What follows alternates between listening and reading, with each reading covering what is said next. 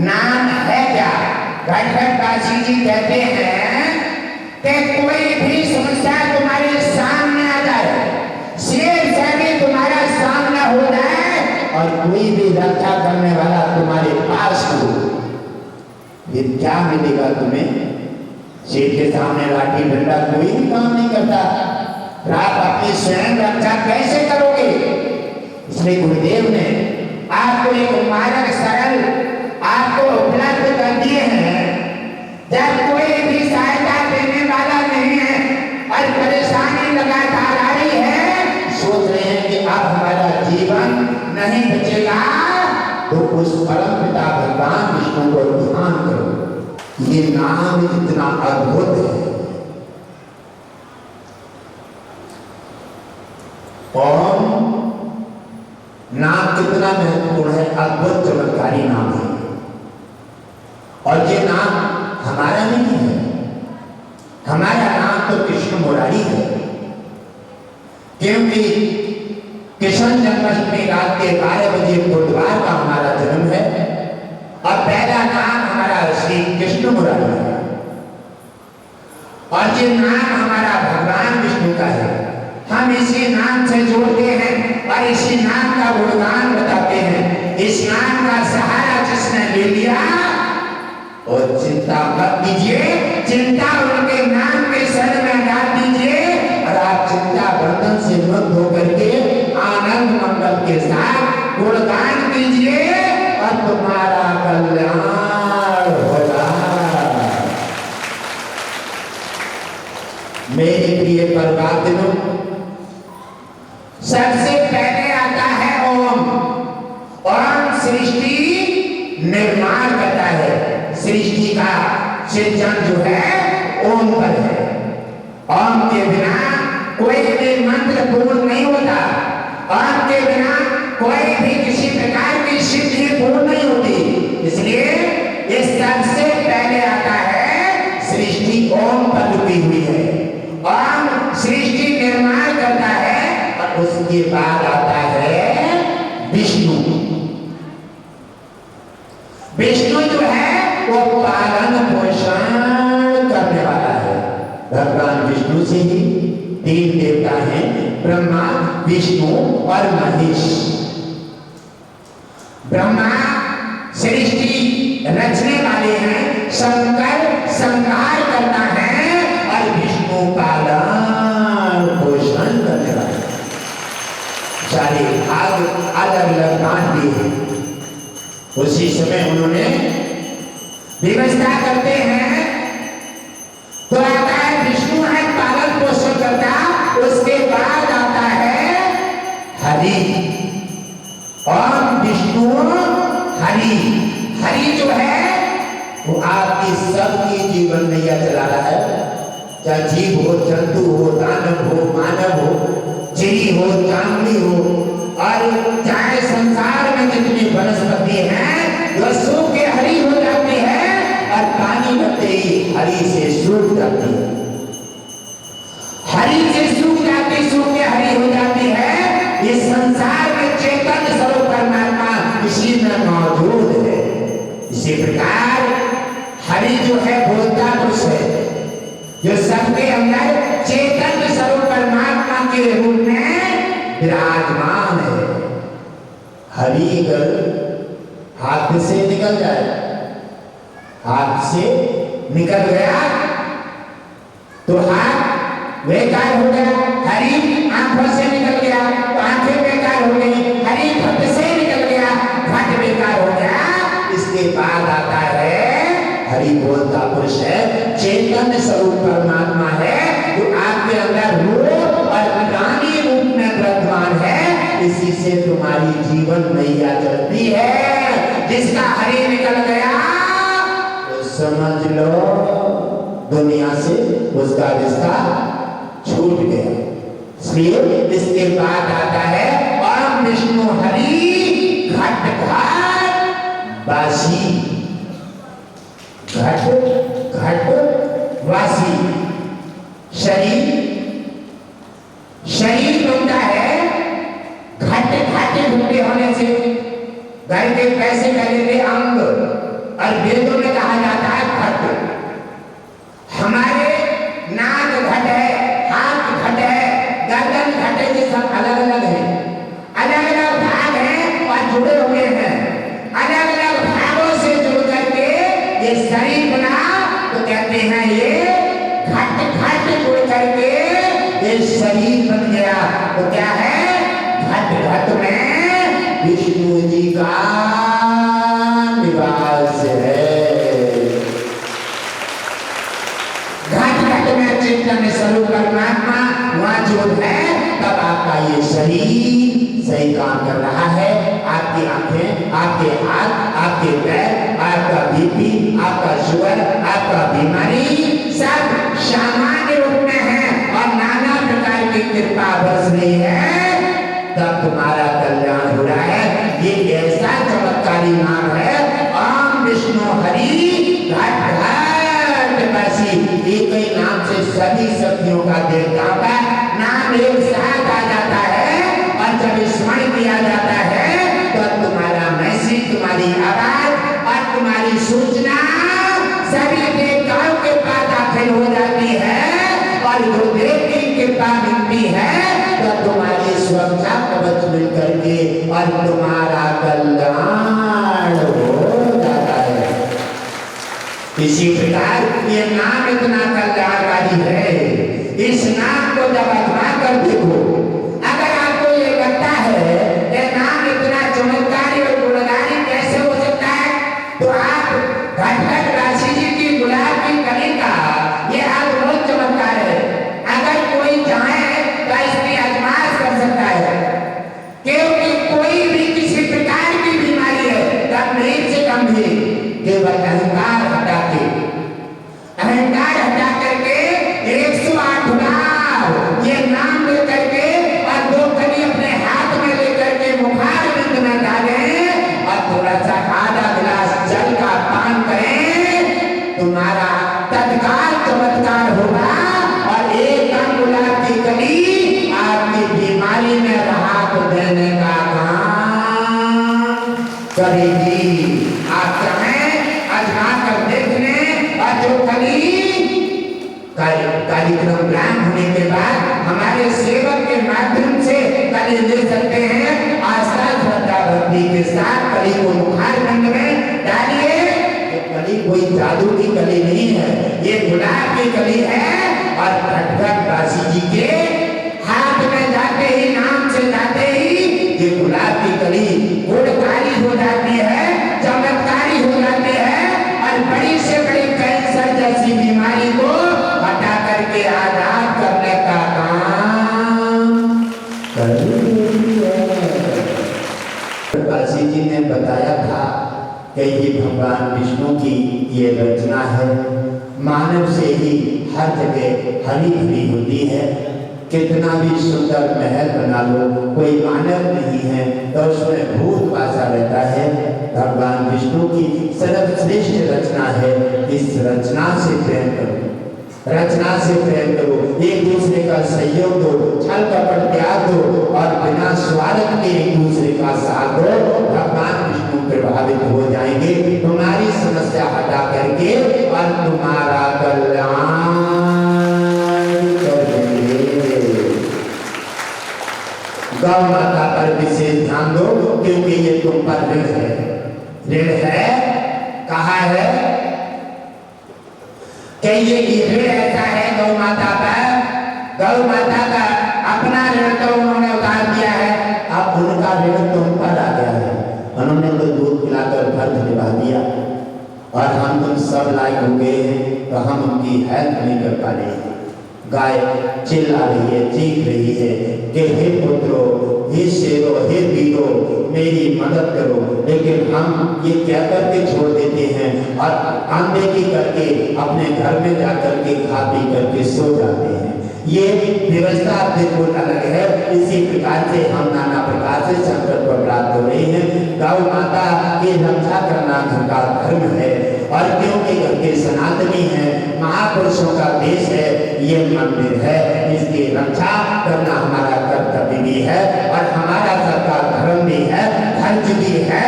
धर्म कर्म और धर्म निभा करके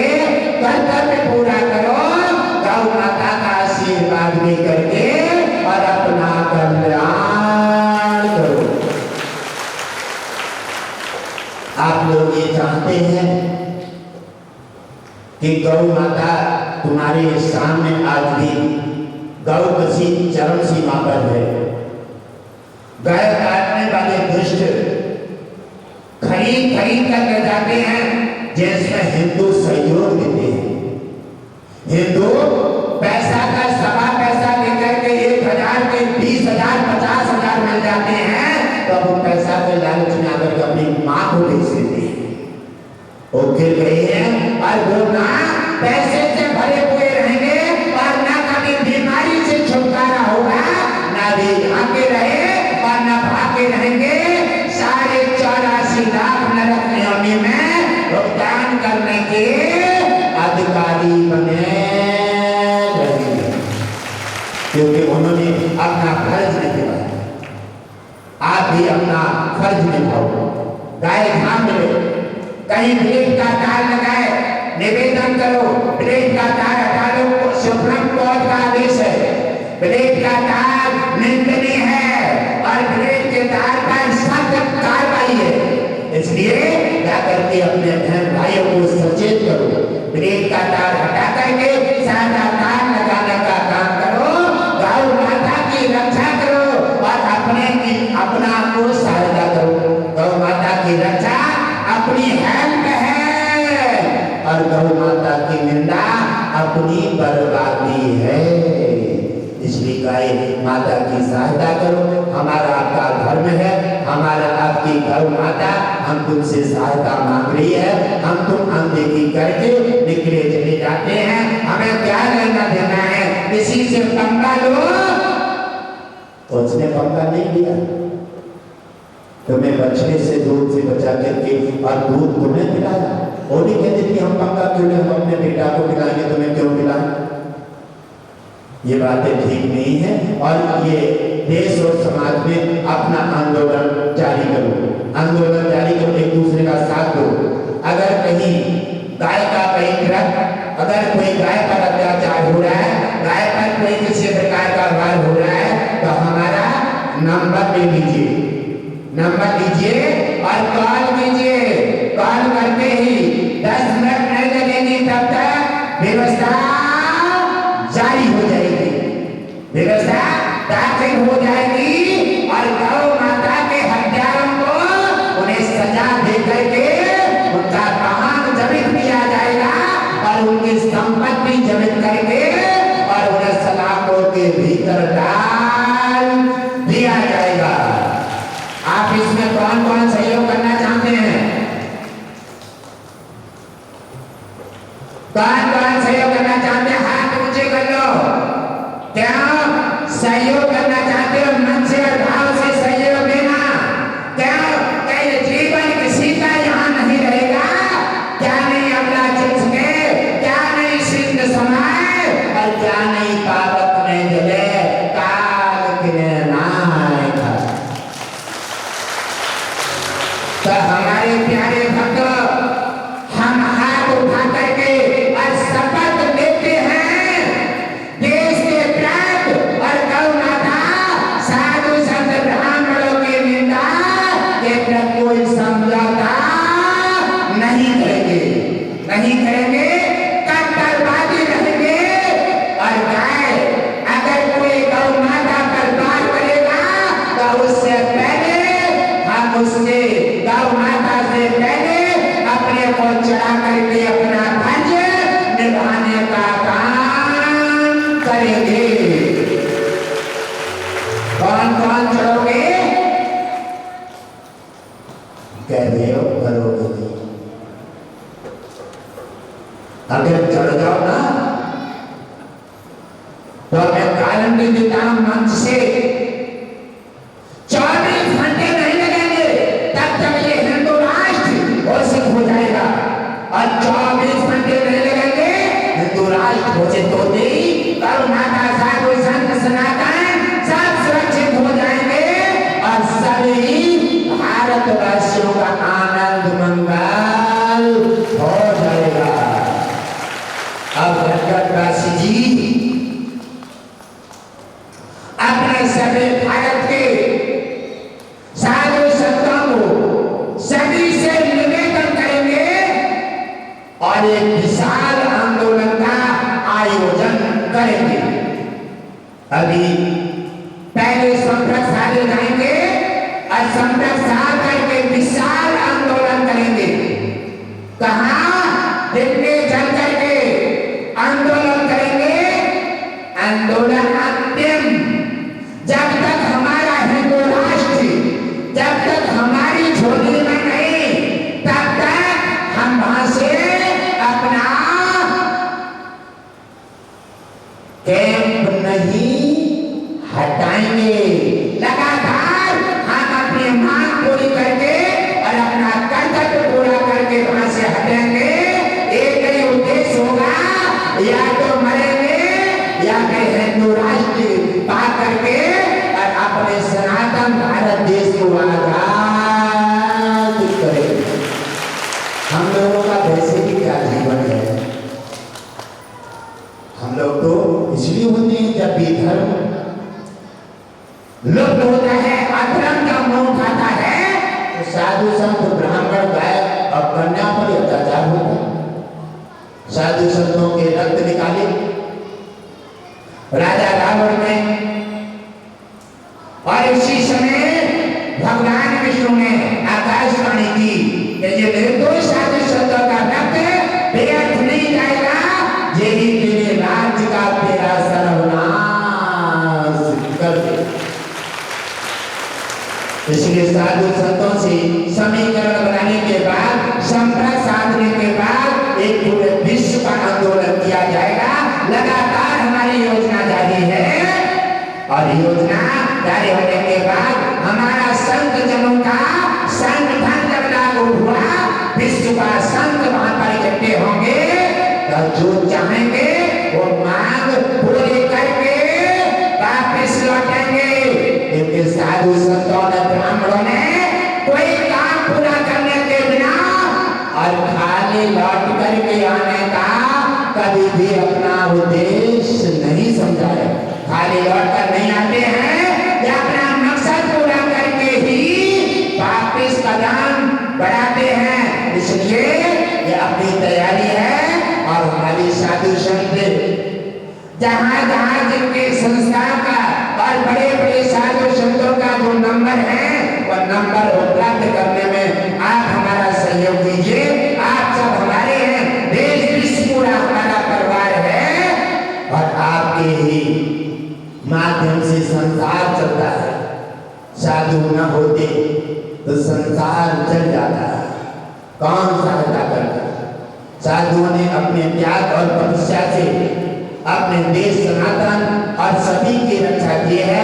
अब रक्षा करने का समय आ गया है, वरना ये राक्षस गौ हत्यारे अपना इतना वर्चस्व जमाने जा रहे हैं कि ये हमारी आपकी भी क्षमता जीरो पर पहुंचाने का काम कर देंगे। लेकिन हमारे हाथ से जब समय निकल जाएगा, आज तुम्हारा है और कल किसी और का होगा। आज तुम्हारा है, आप समझ लीजिए, और कल किसी और का होगा। योगी मोदी जी से भी हमारा निवेदन है कि आप अपनी तैयारी बनाकर रखिए। हम साधु संत आंदोलन की तैयारी कर रहे हैं।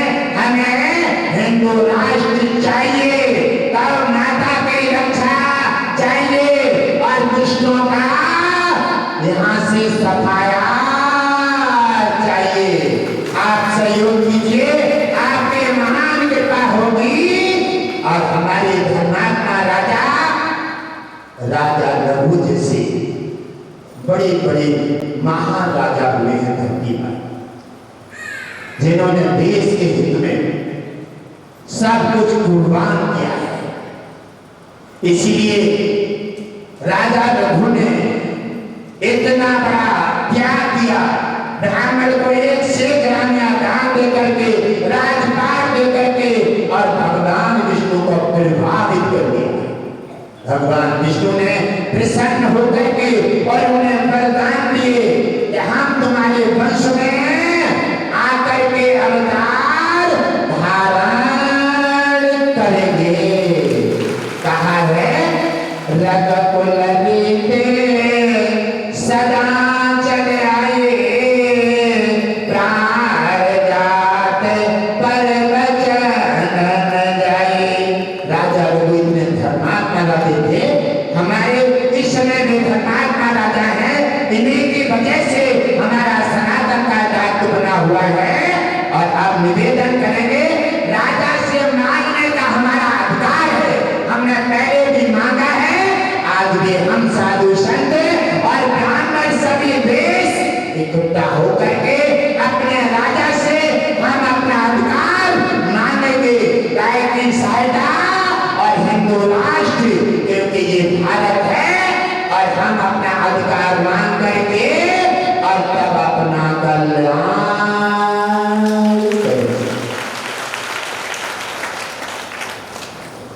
और मेरे प्यारे, अगर ऐसे सोचते रहे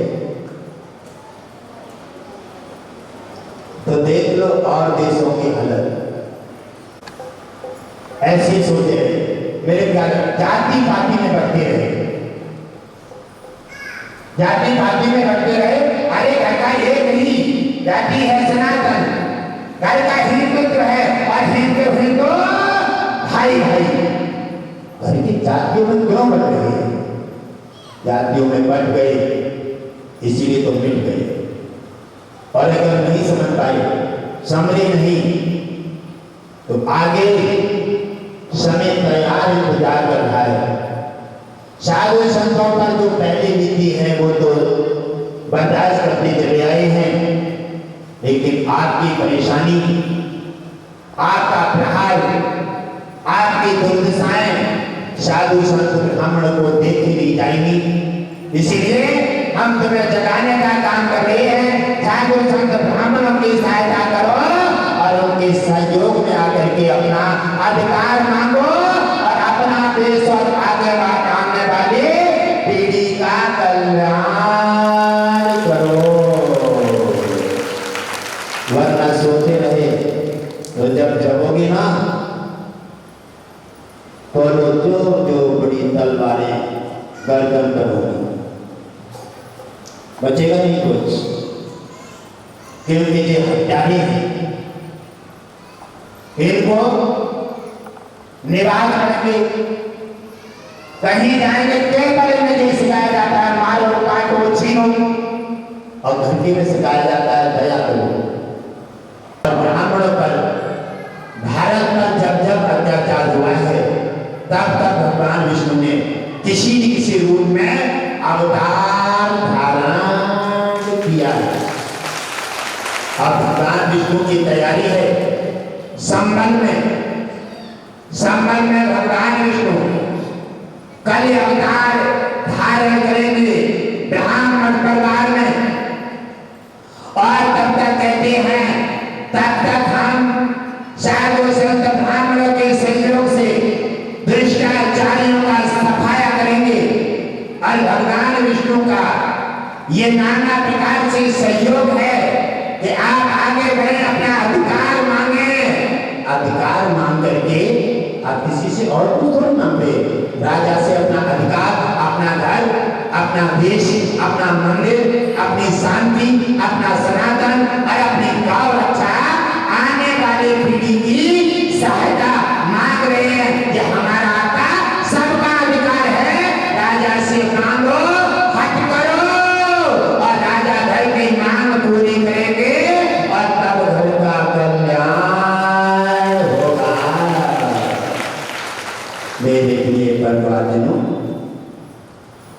सत्संग का समय पूरा हो गया है और कल जो हमारे भक्त आज तीर्थ में घूमने गए, समय से वापिस लौटो, और समय जब हटो बचो हो जाता है तो सिस्टम में बढ़ जाता है, क्योंकि कल लंबी यात्रा है और सत्संग समय से आरंभ किया जाएगा और समय से सत्संग विराम किया जाएगा। सत्संग समय से आरंभ, समय से विराम किया जाएगा और आप अपना कामकाज समय से निकालें। आपकी सुबह 8 बजे से लेकर के और 9 बजे तक, 9:30 बजे तक आप अपनी यात्रा सफल करें और यात्रा करें 9 बजे के बाद आप अपना भंडारा ग्रहण करें, खाएं और खिलाएं और उसके बाद सत्संग का आनंद लें। उसके बाद अपने अपने वतन के लिए पदार्पण करें और सभी के लिए बहुत बहुत साधुवाद अपनी वाणी को विराम देते हैं।